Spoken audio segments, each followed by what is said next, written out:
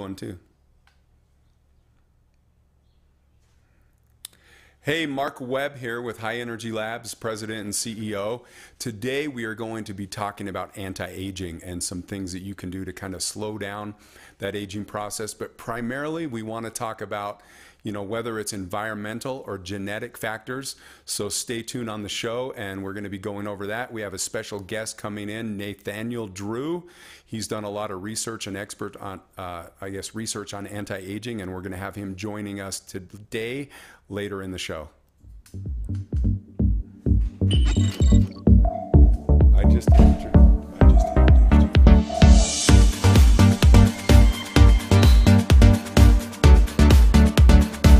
Where's the audio for this? And that's the wrong header. That's all right. Go back. Welcome back. So we got Nathaniel here, Nathaniel Drew today. He's done a lot of research about anti-aging, and we're going to be talking about him and discussing what happens to our bodies when they start to age. Welcome, Nate. Yeah, thanks, Mark. It's good to be here in my studio. Exactly. We're in beautiful Park City, Utah in the background, it looks like. Yeah, right. Sitting up on the top of the summit. I'm going to go skiing after this. I know, exactly. I need to. Let's do it. So one thing that I wanted to talk with you, because I wanted to keep this like really casual, like an open dialogue. Right. And anyone that wants to tune in and has some advice on this, because I'm not a medical doctor, but both of us have some research and we've looked into anti-aging factors and what causes anti-aging. So the first thing I really wanted to discuss is it genetic? Meaning, do we have in our genes this predisposed code that causes us like a cutoff? So it's like, okay, the average human life expectancy is what, 77 years? And so looking at that, that's for the US. In other countries and cultures, it's different, it's shorter, it's longer, depending on, and a lot of that could be attributed to environmental factors. So the real question here, is it genetic? Do we have something built into our DNA, our genetic code, that is a cutoff point, and at a certain age, our DNA starts to break down and slow down, and everything basically just starts to fall apart. We get gray hair, we get skin, our skin starts to wrinkle, it starts to sag, our organs start to shut down eventually. Or is it primarily attributed to environmental factors like pollution, oxidative stress, all these other factors, what we put into our bodies and how we look at that? Sure. So, I mean, maybe really what we should do first is define what aging really is. Okay. So there are different theories as to what aging really is. There's a group called the Methuselah Project that is saying that aging actually is more, it's a disease. So it's more pathology to them. It's about figuring out, okay, now someone's getting wrinkles. What caused that to happen? Is it a virus? Is it a whatever DNA? Sure. What is causing that to happen? What they found with, so let's define it really quickly. So wrinkles, losing eyesight, losing mobility and muscle, losing blood flow. Really, it's kind of all cardiovascular disease, however you want to look at it. I mean, we have all these other diseases that exist. You have Alzheimer's disease, multiple things, that are related to aging that causes that process. And, is it a combination of both? I don't know what your feelings are. Is it environmental based on your research, or is it primarily, built into our genetic code? I can give you what I believe.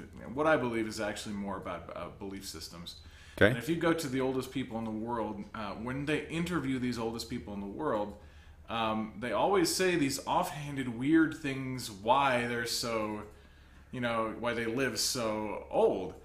Things like, I eat 3 pieces of bacon every day. That's why I'm so old. Or I drink a glass of wine a day or something like that. Or I smoke a cigar every single day. Like all these things that we think are so unhealthy for us, these are what they're attributing their longevity to. But is the question that exists? Causality, though, right? Yeah, exactly. Is that would they have lived longer had they not done those things? Had they not smoked a cigar a day? Who knows? Actually, I think they're exactly right, just not in the way they think. Sure. I guess just to clarify real fast, I think I know where you're going with this. Yeah. So obviously, our intentions and our belief, because people will look at that. Is it stress related? Because obviously stress and our environmental factors and our belief system and how we have, how we feel and how we think has a big impact on our health as well. Sure. And so is that, dopamine and serotonin have major roles to play in aging. Sure. As do hormones, cortisol levels, human growth hormone is a factor. There's been a lot of research on that, which we're going to be talking about in another show, as far as some solutions. But primarily, we just want to address and look at the problems, or mainly some things that we can do to slow down the aging process, and so we can live longer, be happier, be healthier, all of that stuff. Yeah. Well, and again, it's causation, right? There have been some studies on happiness and longevity, and typically it's not necessarily happiness, but lack of stress. Right. So you can be really happy, but then have moments of pure crazy stress, yeah. And that really ages you fast. Oh, of course it does. And so you watch, President Obama. What happened to him when he was in office? He aged right before our eyes. Like, there was so much stress in his life that his hair turned gray. He started to get wrinkles. Like, if you look at pictures before and after when he was as the president, especially of the from United States, the first term to the second term. Oh yeah, absolutely. It's the amount of stress that he went through, and everybody recognizes this. Everybody says, "Oh yeah, stress totally, does a lot for aging." But if you really think about it, it's not even just aging, but stress. Stress induces a lot of things to ourselves and our bodies that inhibits us from many of the things that we want, not just aging. Right. No, I think that's a factor too, but I guess in looking at these two different theories, okay. Because I'm looking at the first theory as being, we have this genetic code, and basically what happens, we can look at history, say whether you believe the Bible or not, but say we go back to, Methuselah living 1,000 years, and, different sons and people earlier on that date back, 2,000 or plus years of the history of the earth. Whether that really happened or not, could you look at that and analyze it and go, look, did they have this pure genetic code? Was there a thicker ozone layer on the earth? What did that attribute to it? Right. Did that cause our bodies to break down more? Or you also have this human race that started out smaller back in the time, and then as they procreate and there becomes less selection, or a bigger selection, but it's kind of like dogs. Like, you look at these different breeds of dogs, and bulldogs are the worst. They basically have to be born C-section. They have all these breathing problems and issues, and they continue to breed those same breeds with other breeds, so there's less of DNA to pick from within that selection. And as we know, that's why it's illegal to marry your cousin and all these other things, because that has an impact on the gene pool. And quite frankly, whether or not you believe in the Bible or Methuselah or any of that, certainly over the last few hundred years since the founding of our nation, when they landed in Virginia, the average lifespan in Virginia was, I think, 33 years. Right. But partly what a lot of that stuff in history has to do with is really it's the birth mortality rate. A lot of babies died back then, and actually it was fairly common for men to live in their 50s and 60s. Now but still, that 50s, even if you go back, like say you look at people in the 20s all the way up to the 50s, the longer we go now, there was this average life expectancy of like 35 years old back in the 20s. That was the average life expectancy. A lot of people worked on the farm, or you could attribute it to like these people being in these dense, polluted cities, during the boom of, we have automobiles and factories and all these other things. And is that causing it? And also today, we do immunizations. We're, preventing, young children from getting measles, smallpox, and all these other factors that are existing. And also they weren't even eating as healthy as we are today. But we also maybe have more pollution and some of these other environmental problems that exist. I think our bodies are so interesting because there's so many things that we can eat and that we can do with our bodies that could be good or bad for us. Right. I mean, all the time we're coming into contact with viruses and bacteria and all kinds of stuff that our body filters out. Yeah. There's all kinds of research that not only shows that when we eat certain foods we get healthier, but it also shows that if we think we're eating certain foods we get healthier. Yeah. If we think we're getting certain nutrients. No, I believe in the power of the mind. I think that's a big factor. But this is why science is important. Science is interesting because it takes things from a very basic level and it builds people's belief into all different areas of technology, so that when you get to that end product, whatever it may be, people understand from a very basic level, this is going to help me. Right. And so when people talk about health and they talk about nutrition, they talk about movement and supplements and all those kind of things, I think the major thing that the major problem most people have is they're not willing to do something about it. Right. They're We in their become lifestyle. complacent. They have a lifestyle and they want to maintain that lifestyle. Now I get that.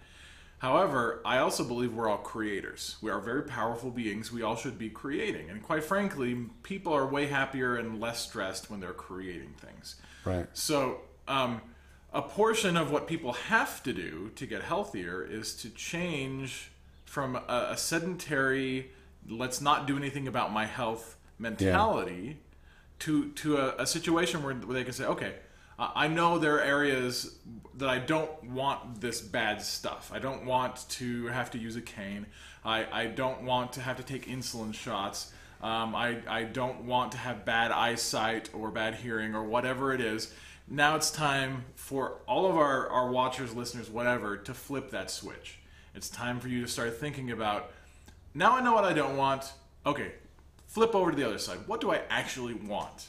I want to be able to run. I want to play with my kids. I want to go on a hike with my friends. I want to go bowling and not be out of breath. I want to walk up the stairs and not be out of breath. Yeah. I mean, so start thinking about the things you actually want to do rather than what you don't want. And once you start thinking about those things, you're going to start to get impressions as to what you should actually start doing. Yeah. One thing, Nate, is people a lot of times get in this mindset, they become complacent. Yeah, sure. But they also are thinking, oh, I'm too old. It's too late for me to change my health.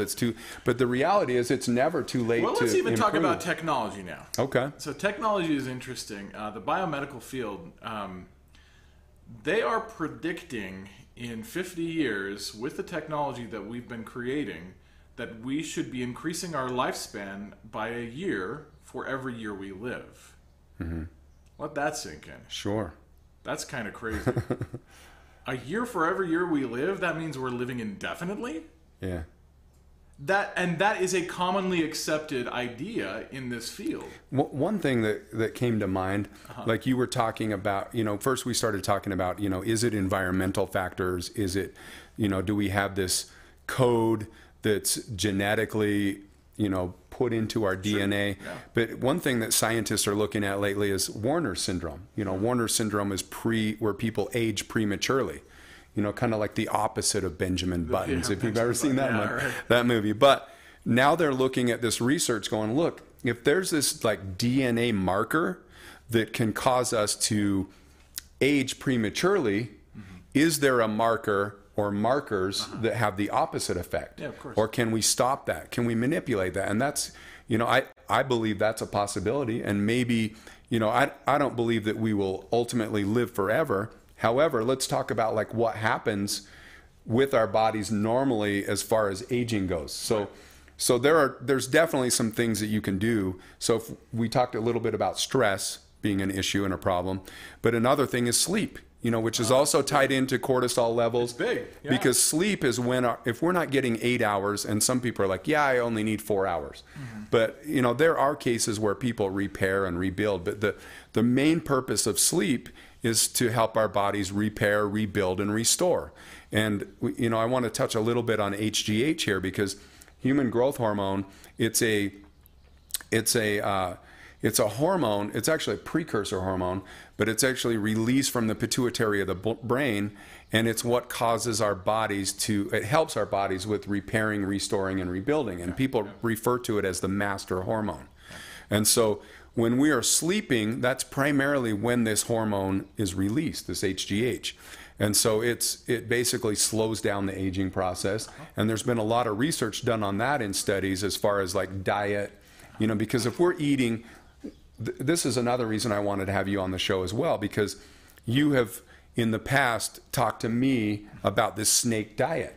And you talked about, what was the group of people with anti-aging you mentioned earlier? I saw the Methuselah Project? Yeah, the Methuselah Project. Yeah. I watched a documentary on that, and it was saying that we use so much energy to digest and break down food.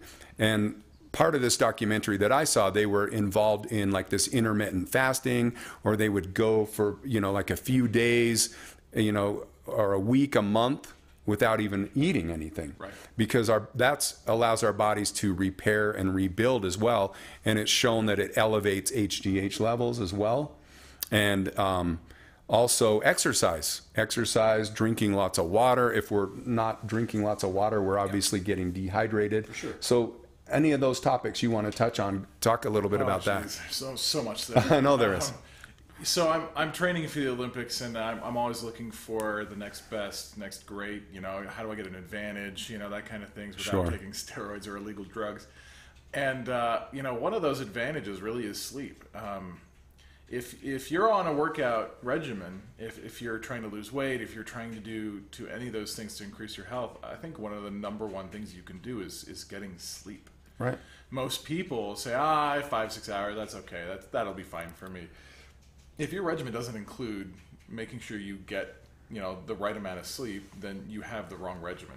You've got to be getting the right amount of sleep for cortisol and HGH, and your body is absolutely other hormones that are involved. Plenty of hormones that are involved, but when you tear down muscle, if you're exercising or if you're trying to lose weight on a diet, your body repairs itself and eats fat at night when you're sleeping. Right. That is the prime time for them to do that. So let's move on. So we talked about the snake diet, which is interesting. There's intermittent fasting, that kind of stuff. So fasting is interesting, especially to do it for a long period of time. Now, I grew up thinking the idea, if you don't drink water in 3 days, you die. Yeah. I think most people kind of, that's kind of the common wisdom, right? It's not even close to true. Because our bodies are mostly made up of water. Yeah, and did you know our bodies can actually make our own water? I didn't know that. Yeah, we can actually make H2O inside our own bodies. So 3 days is not even close to true. I actually went on a 7-day fast, which is not very long. It was a water fast. So I actually did drink water during this. It was water and electrolytes, and I lost 20 pounds of fat in 1 week. So this is a long-term fasting. If you can get electrolytes, you don't feel hungry, and you can actually go for 2 months. Right. And quite frankly, if you're fasting, this is very typical in Europe. Doctors will prescribe fasting. Fasting, if you're doing water fasting, you get rid of fat. But if you do dry fasting actually, so what that does is it's your kidneys stop having to filter through your crap, or your urine, I guess, and your stomach intestines stop having to filter through the crap. And then they can focus on other things. You have more energy for your body to do other things. So you start burning fat. Your body actually... At first, you probably feel terrible for like the first few days, or no? It was okay? No, not if you're drinking electrolytes. If you're drinking electrolytes, you feel great. In fact, the morning after I started, the next day, I felt like I had a crazy amount of energy. Really? Because 80% of our energy in our bodies is used on digesting food. If your body doesn't have to digest the food, you have a crazy ton more energy. Now, you can't do that for, a year because you run out of that energy. Yeah, obviously.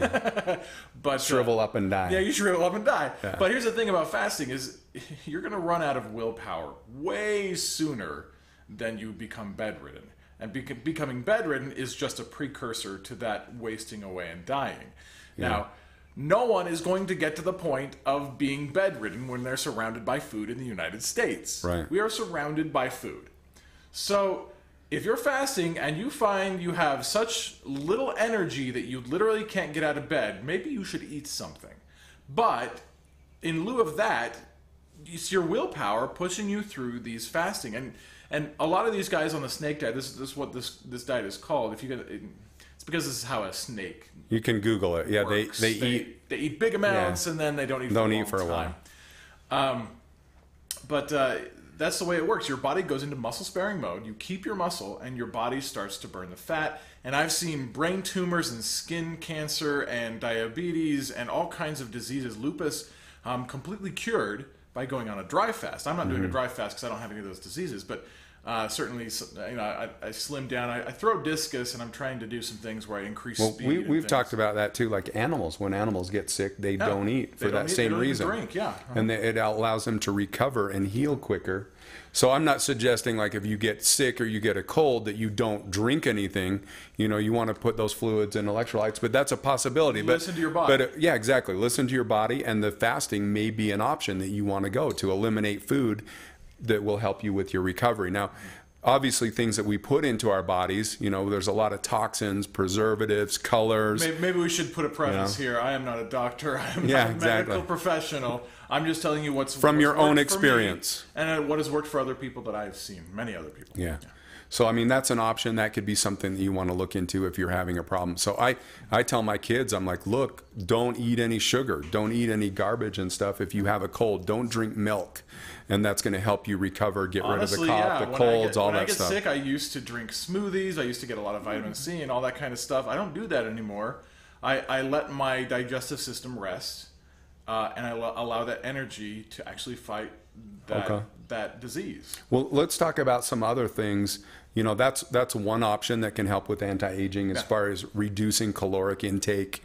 There's as far as, you know, exercise is a big factor too. Not only does it help with our hormonal balance, cortisol levels, and that stress that we talked about, you know, so there's things that you can do for stress like meditation and other things that we're going to be doing, which, matter of fact, we have another show called Inspirito, which we provide. It's kind of like the wellness channel as in regards to mental health, and we kind of refer it as the life coach show. So if you're looking for that, or if you want to put a post here, we will send you a link for that if you want to know information about that. But today we're talking about anti-aging on this other show later on today. So, but going back to this anti-aging, I mean, getting enough fluids is a factor. And most people look at it only from an external perspective. Right. You know, it's like, look, I'm getting the wrinkles, I'm getting older, I feel older. You know, you have people resorting to liposuction, plastic surgery because they want to look good on the outside. But the reality is they may not be healthy as they could be or should be on the inside. Yeah, honestly, a health plan is not complete if you don't discuss liquids, if you don't discuss how you're eating and the nutrition, how you're sleeping. You need to talk about stress and mindset. You need to talk about the supplements that you're taking.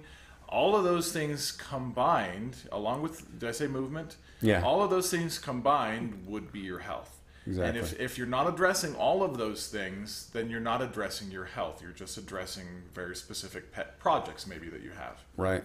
Well, I kind of want to wrap it up right now, but I do want to give a little prequel of what we're going to be going over for the next show when you tune in next week.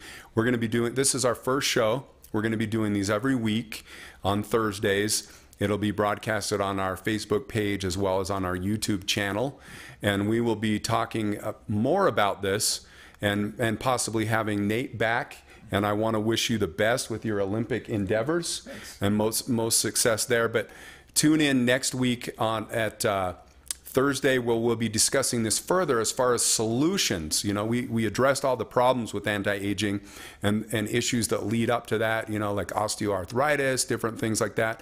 And so next week, we'll be discussing things that we can do to stop that. We talked a little bit about exercise and things like that today and getting control of your health and caloric intake, but we want to touch more on that and basically give some solutions and get into some nutritional issues and products that people can take that are going to help slow down that anti-aging process and help us be healthier and happier. So thanks for watching. Thanks for tuning in. And feel free to go to our website, which is highenergylabs.com. That's HIGHENERGYLABS. And follow us on YouTube. Thanks for tuning in. Have a great week. Have a happy, healthy one.